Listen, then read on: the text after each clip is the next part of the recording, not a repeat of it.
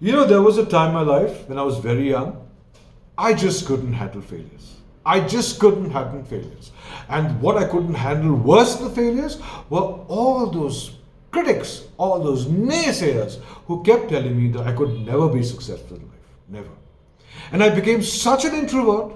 I withdrew so much into myself that I became a very major concern for the elders in my family. Till one day, my dad sat me down and told me a very, very interesting story which completely changed my life. And I would love to share the story with you if you're one of those who find failure, oh, a huge, huge impediment towards success.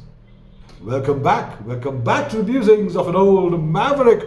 Welcome back to the archives of my life. Well, then here's the story. Four frogs were having a great time in their life, playing amongst themselves in a garden, interfering with no one, bothering no one, and literally having great fun. A group of students passing by see that and they say, let's screw their happiness.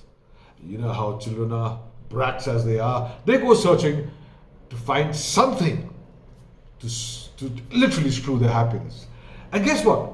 They find a hole, a deepish hole, very slushy. So they pick up all the four of these frogs and throw them into the hole and say, now there is no way you can ever get out. All you guys are going to die inside here and we're going to enjoy seeing that happen. So the frogs, in sheer desperation, tried to start jumping out the hole. But every time they jumped on the wall of the hole, they kept sliding down, constantly. And in the meantime, the children kept telling them, there's no way that you're going to ever get out, so forget it.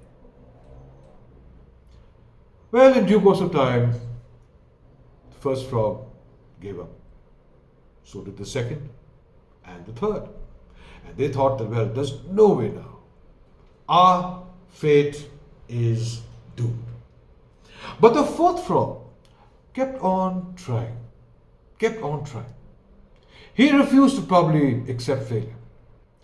And from the top, the boys kept screaming at him, there's no way you can't get out. Give it up. You are a failure. Give it up. But this frog refused to do that. And as it kept jumping on the walls of this hole, or the pit, if you might like to call it, it realized that there were certain parts of the wall which were dry, and there were certain parts that were slushy and wet. So in that process of jumping on the walls of this pit, it discovered a pattern which actually had blotches of dry areas interspersed with the slushy ones. So it memorized those and then started jumping from one dry patch to the other dry patch, to the other dry patch, and to the other dry patch, and then eventually jumped right out of the hole and tootled all the way back home. Now, I'm going to ask you this question. What makes you think?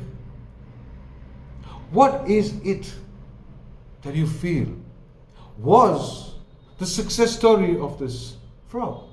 How did he actually succeed?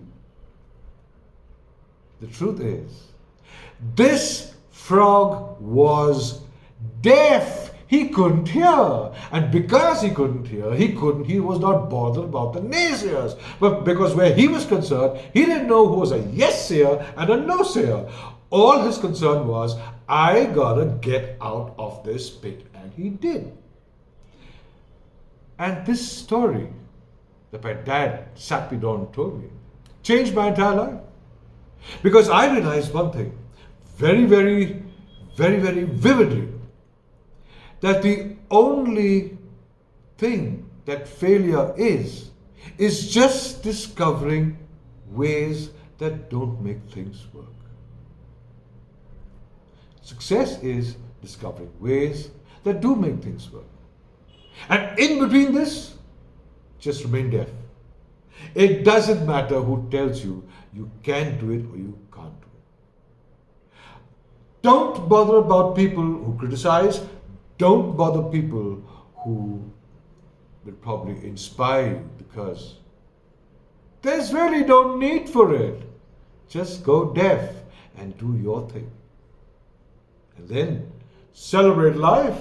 Celebrate being you. This is Anand Nair signing off for now, and I'm going to see you soon, very soon. Till then, hey, you keep smiling.